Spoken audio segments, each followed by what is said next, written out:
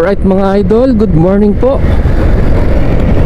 At meron po akong ituturo sa inyo na alternative na daan mga idol. Ayan, kapag galing po kayo ng Kaibagal, kakanan po kayo, makalagpas po ng Kimberly Hotel at Greenville Subdivision. So para hindi po kayo matraffic doon sa may Tagaytay, sa may Rotonda, kung galing po kayo ng Kaibagal, mga Sky Ranch, at kung kayo po mga papunta ng Silang, Dasma, Imus, Bacoor, ayan, ito po yung pinaka best way mga idol.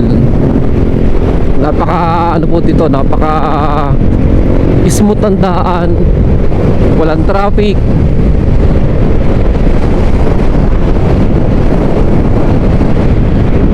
napakalamig ng hangin mga idol.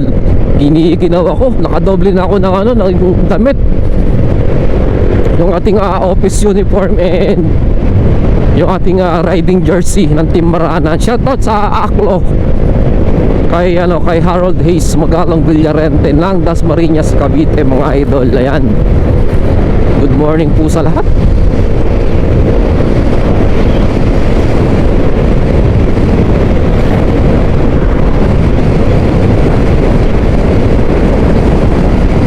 Dito sa Tagaytay, pangkaraniwan na yung pakulimlim ang panahon.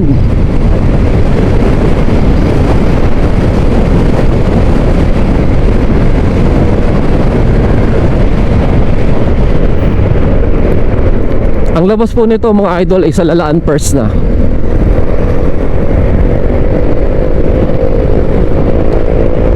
Pag nasa may Aguinaldo Highway na tayo, kakaliwa na tayo doon.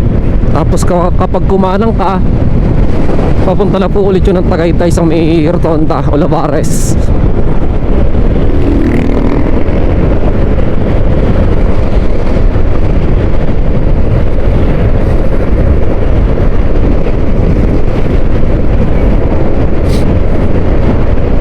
Nakakasi po na nung sobrang lamig.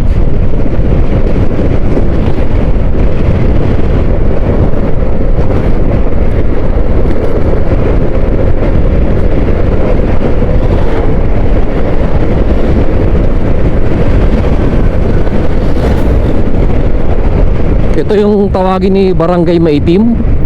Ayan mga idol, syempre sako pa rin siya ng Tagaytay. Halos boundary na po siya ng Lalaan per Silang, Cavite at Tagaytay City.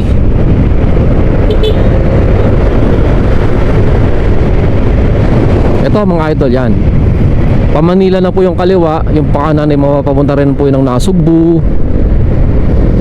ng Batangas, Tagaytay. Alright,